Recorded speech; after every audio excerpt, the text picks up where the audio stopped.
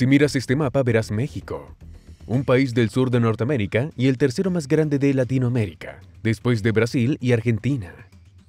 La sociedad mexicana se caracteriza por extremos de riqueza y pobreza, con una pequeña clase media encajonada entre una élite de terratenientes e inversores, y masa de pobres rurales y urbanos.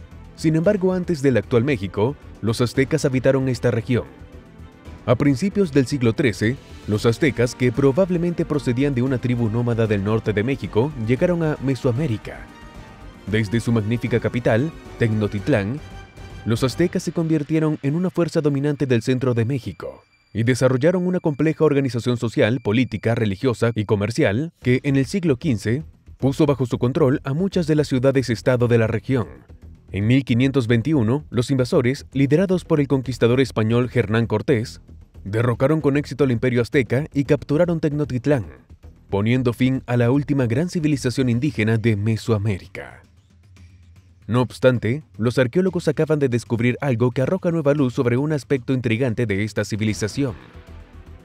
Acompáñanos en el video de hoy para profundizar en este reciente hallazgo arqueológico. Se desconocen los orígenes exactos de los aztecas, pero se creen que surgieron como una tribu norteña de cazadores-recolectores cuyo nombre deriva de su tierra natal, Aztlán, o Tierra Blanca en su lengua náhuatl. Aunque no está claro dónde se encuentra esta tierra, muchos estudiosos creen que los mexicas, como se llamaban a sí mismos los aztecas, emigraron al sur, al centro de México, en el siglo XIII. Según la leyenda, los mexicas fundaron Tenochtitlán por orden de su dios protector, Huitzilopochtli. La leyenda cuenta que Huitzilopochtli les dijo que encontraran su asentamiento en el lugar donde un águila gigante, devorando una serpiente, estaba posada sobre un cactus. Cuando los aztecas observaron un águila posando sobre un cactus en una zona pantanosa, cerca de la frontera suroeste del lago de Texcoco, lo interpretaron como una señal para establecer allí su asentamiento. En 1325 d.C., drenaron los humedales, crearon islas artificiales en las que plantar huertos y sentaron las bases de Tenochtitlán, su capital. Los cultivos típicos aztecas incluían maíz, legumbres, calabazas, patatas, tomates y aguacates. También subsistían de la pesca y la caza de animales locales como conejos, armadillos, serpientes, coyotes y pavos salvajes. Su sistema agrícola relativamente sofisticado, que incorporaba el cultivo intensivo de la tierra y técnicas de regadío, así como su formidable tradición militar, permitieron a los aztecas establecer un próspero estado y, más tarde, un imperio.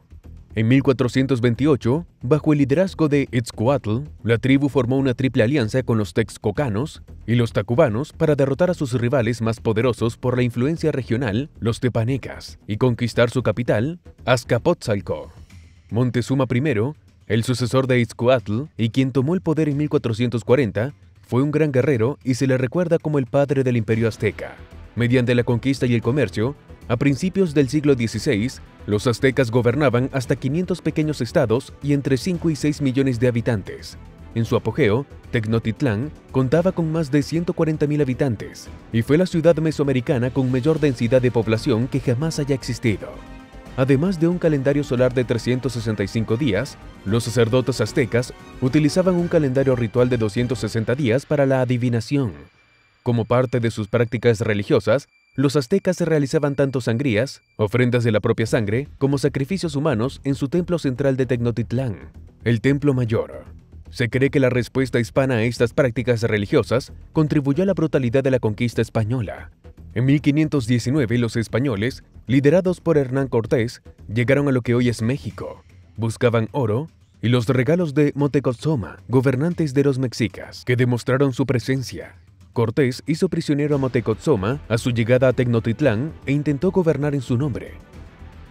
Pero no le fue bien y en junio de 1520 huyó de la ciudad. Pero ahí no acabaron las interacciones.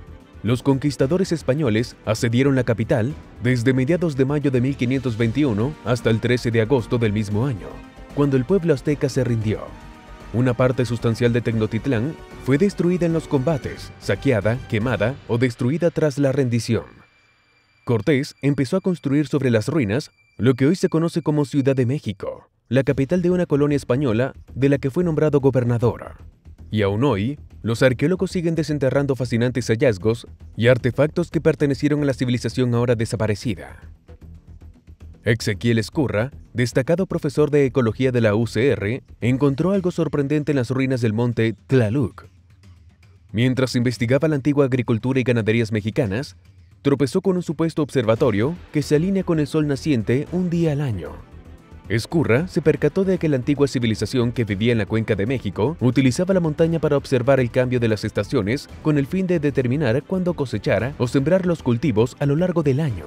Para alimentar a tanta gente en una zona con una primavera seca y monzones de verano, era necesario prever mejor las variaciones meteorológicas estacionales. Sembrar demasiado pronto o demasiado tarde podría tener consecuencias desastrosas. El hecho de que ningún calendario se ajustara a las fluctuaciones en los años bisiestos también provocaba pérdidas.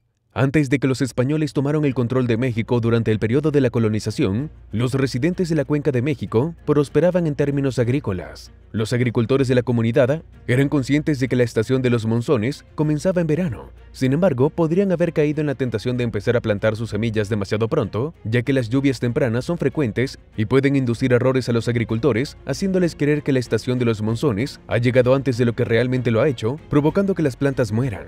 Según Ezcurra, los registros revelan que esto no ocurría, por lo que debía existir algún tipo de rastreador para determinar correctamente cuándo debían plantar. Según su investigación, el profesor indicaba que la población carecía de instrumentos de observación como la brújula, lo que implica que debían utilizar diversos métodos para controlar el tiempo. Mi motivación inicial era averiguar cómo empezó todo esto y cómo se les ocurrió estos sistemas agrícolas tan productivos en una región tan temprana de la historia de la humanidad, explica Ezcurra.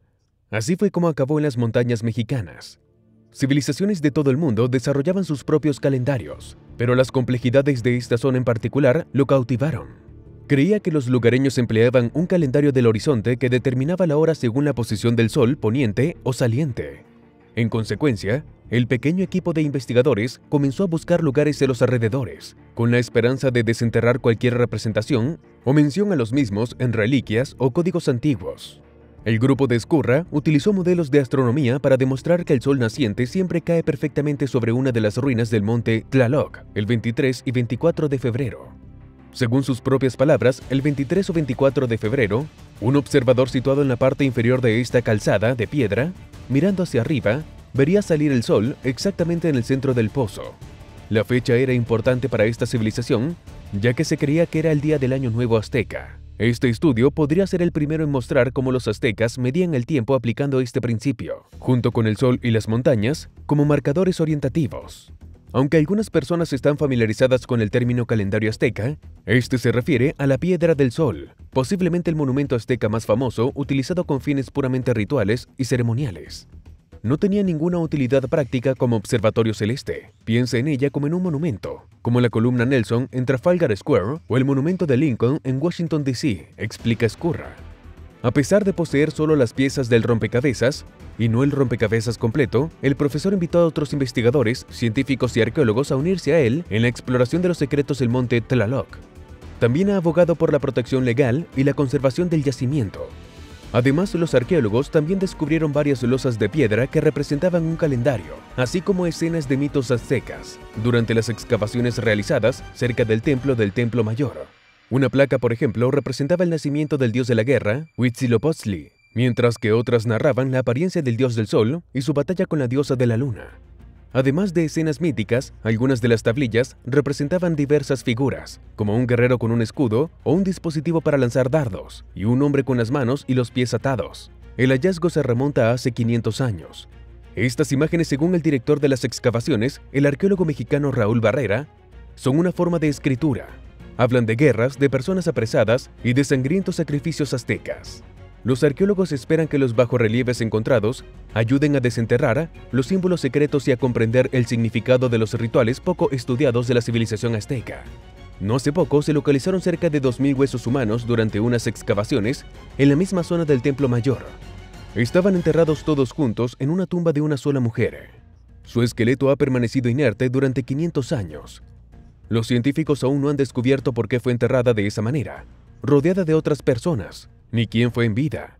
Señalan que el entierro, que data de hace unos 1481 a 1486 años, es extremadamente inusual para los aztecas y plantea muchos interrogantes. Entre los huesos individuales, habían cráneos de 7 adultos y 3 niños. Al mismo tiempo, se observaron huellas específicas en algunos huesos, lo que indica que durante el ritual se extrajo el corazón de las víctimas. ¿Qué te parecen estos recientes descubrimientos? Dínoslo en la sección de comentarios.